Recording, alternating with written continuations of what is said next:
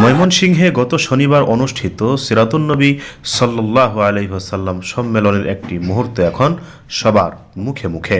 সেই দৃশ্য যেখানে আল হাইয়াতুল উলিয়ার চেয়ারম্যান, ব্যাপক সভাপতি, যাত্রাবাড়ি বড় মাদ্রাসার মুহতামিম মাওলানা মাহমুদুল হাসান তার প্রিয় ছাত্র মাওলানা মামুনুল হককে দেখে জিজ্ঞেস করেন, জেল থেকে বের হয়ে দেখা করোনি কেন? এরপর স্নেহভরা একটি থাপ্পড় দেন, যা সম্প্রতি সামাজিক যোগাযোগ মাধ্যমে ব্যাপক ভাইরাল হয়েছে।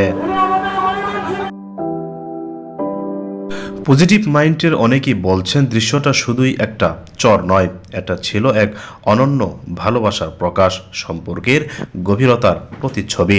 এই ছোট্ট মুহূর্তেই যেন প্রমাণ করে দিল, কওমি ঘরানার শিক্ষকদের সঙ্গে তাদের ছাত্রদের সম্পর্ক কেবলই শিক্ষক ছাত্র নয়, বরং একজন অভিভাবক ও সন্তানের মতো।